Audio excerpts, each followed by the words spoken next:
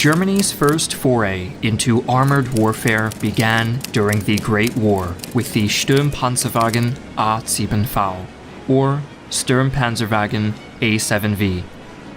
Created in response to the British tanks that had started appearing on the Western Front in September of 1916, the A7V was quickly prototyped and entered production almost exactly 1 year later.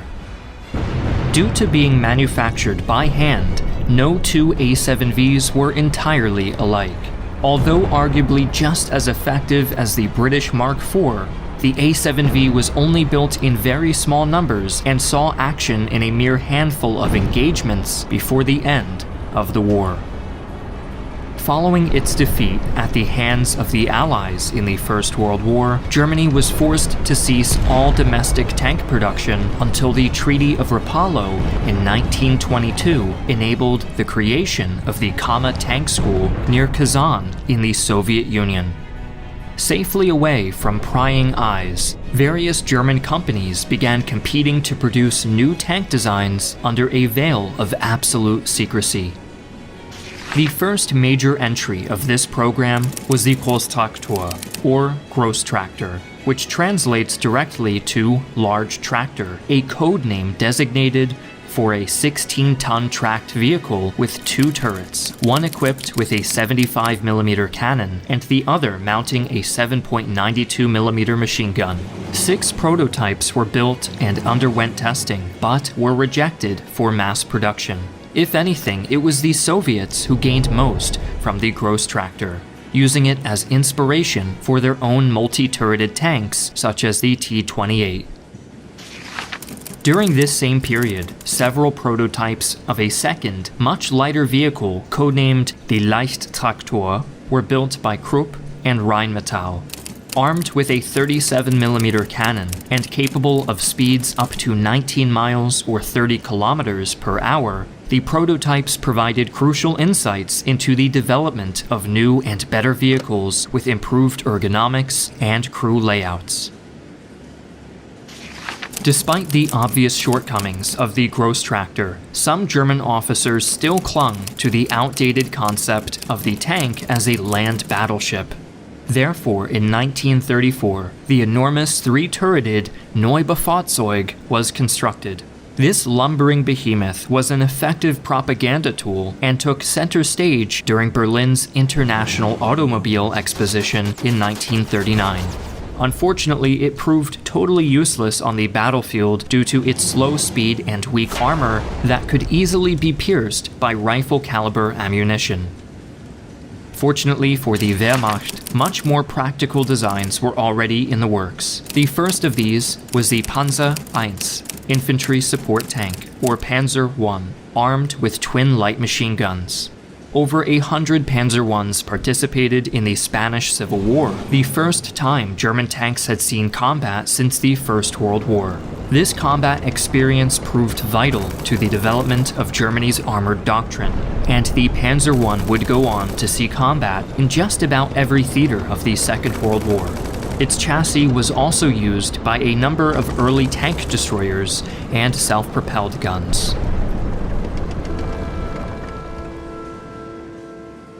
Although German tank doctrine was already shifting towards the use of heavier vehicles, delays in their production led to the creation of an interim design, the Panzer II, or Panzer II.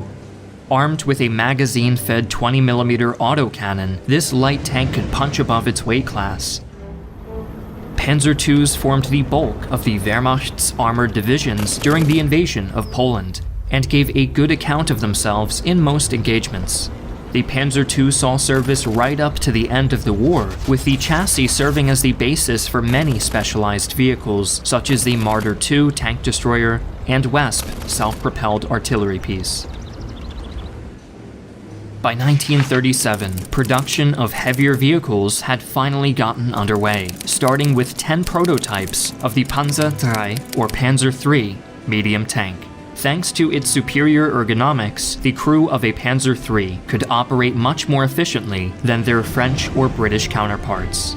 The prototype saw limited combat during the invasion of Poland, but these encounters gave valuable insight into both the strengths and weaknesses of the design.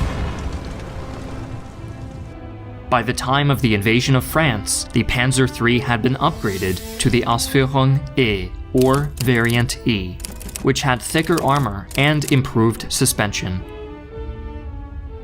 Thanks to their excellent leadership, coordination, and usage of radio communication, the Panzer III was able to run rings around many of the slow, lumbering French tanks they encountered, despite often being substantially outgunned by them.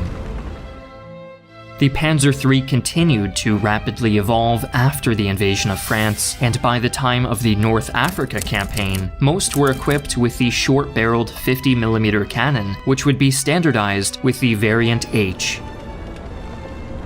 But the fighting in North Africa also brought the Germans into contact with their first American tanks, whose long-barreled 75mm guns could easily pierce the armor of any Panzer III.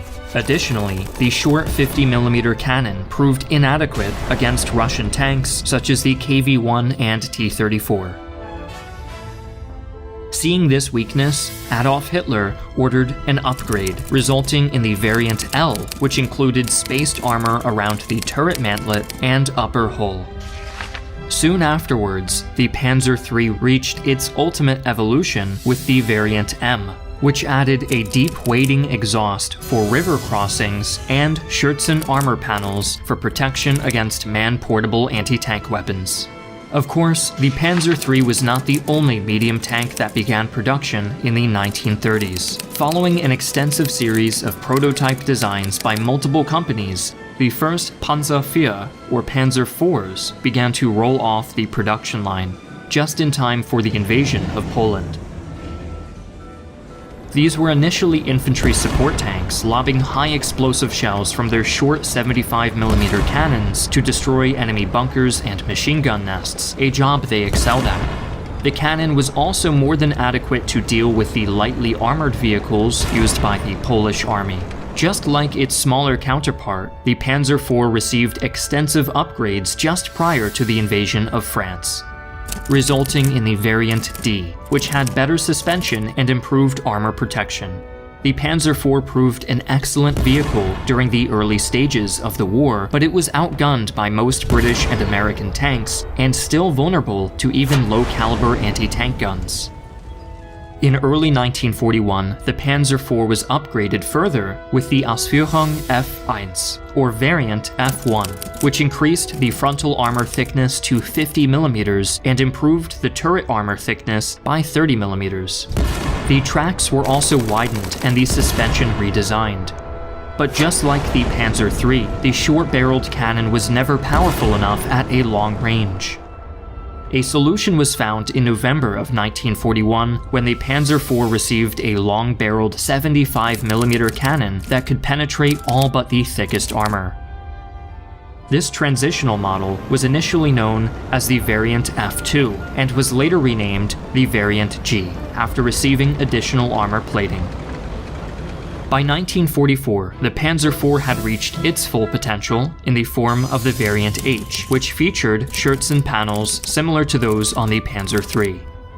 However, it would be all downhill from here, as supply shortages forced the Wehrmacht to simplify the design with the Variant J, which removed the turret motor and replaced the Schürzen with wire mesh.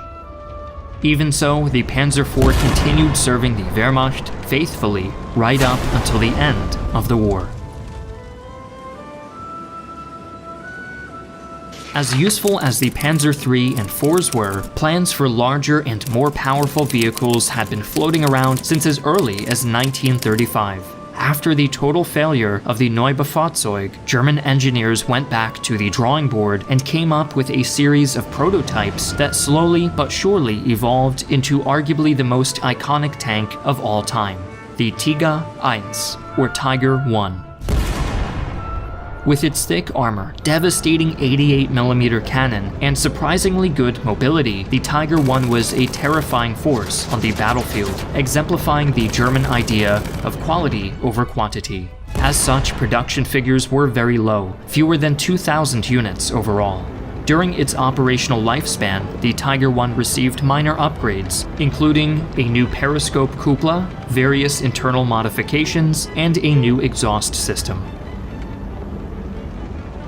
While expensive, the Tiger I was effective in its intended role, with its only real shortcoming being the lack of units available for deployment. But Hitler was convinced that the problem lay not in the number of Tiger tanks on the battlefield, but instead with their size and armament. His solution was the Tiger-Ausführung B, a massively oversized and overloaded vehicle seemingly built from the ground up to devour Germany's resources as fast as possible. To make matters worse, it was later discovered that many Tiger IIs had inferior welding to their older counterparts, and even shells unable to penetrate the armor could slowly crack and deform the chassis to the point of breakdown. German supply shortages eventually reached a point where as many King Tigers were being abandoned due to the lack of spare parts and fuel as were being destroyed by enemy fire. In the end, the Tiger II caused far more panic among its own mechanics and quartermasters than it did among enemy troops. Not all of Germany's late war tank designs were as impractical as the Tiger II, however. In 1943, the Allies would encounter the Wehrmacht's second big cat, the Panther, or Panther. Envisioned as a replacement for the Panzer IV, the Panther boasted well-sloped frontal armor, a mighty 75mm gun, and on-road speeds of up to 55 kilometers or 34 miles per hour. While much larger and more advanced than the Panzer IV, the Panther was not especially difficult or expensive to produce compared to the Tiger, and around 6,000 were built between 1943 and 1945. The initial version was called the Variant D, and was modified partway through production to mount a new cupola and eliminate weak spots created by the driver's vision slit and hull machine gun port. Side armor panels were also added after the Panther was proven vulnerable to the 14.5mm anti-tank rifles used by Russian infantry. Overall armor thickness was further increased with the Variant A, though the design remained the same except for minor details. Unfortunately, the Panther suffered from the same reliability problems and parts shortages as the Tiger II. The suspension system in particular was overcomplicated, while the transmission was prone to failing in the heat of combat. The turret was well armored, but the mantlet was eventually redesigned with the Variant G, eliminating the tendency for it to deflect rounds straight downwards into the hull. The Panther served until the fall of the Third Reich, and despite its issue, remains one of the best late-war tanks fielded by the German military. In the end, not even the Tiger and Panther were able to save the Nazi regime for destruction, and for many years the divided German nation had to make do with equipment borrowed from either the Americans or the Soviets. But in 1956, the Bundeswehr received permission to begin fielding domestic tank designs once again, resulting in the birth of the Leopard 1, or Leopard 1, a main battle tank that gave up thick armor plating in favor of superb mobility. The Leopard 1 was soon recognized as one of the best tanks on the market, and orders flooded in from all around the world. German engineers quickly improved the base design, adding a thermal jacket to the barrel and side skirts for better track protection. But despite rave reviews by operators across the world, the Leopard 1 would not see sustained combat until the Bosnian War, where Leopard 1A5s were used by peacekeeping forces during several operations. Still not wholly content with their design, German engineers continued to work with their American counterparts during the Cold War to produce an even better armored fighting vehicle. But this super tank, codenamed the MBT-70 or MBT-70, was eventually cancelled, and the Bundeswehr struck out on their own with the Leopard 2 or Leopard 2. Built to take advantage of new advances in armor and fire control technologies, the Leopard 2 swiftly came to be regarded by most operators as the best tank in Europe, easily competitive with the American M1 Abrams. The Leopard 2 remains Germany's primary MBT, and a whole 7 different versions have been produced domestically.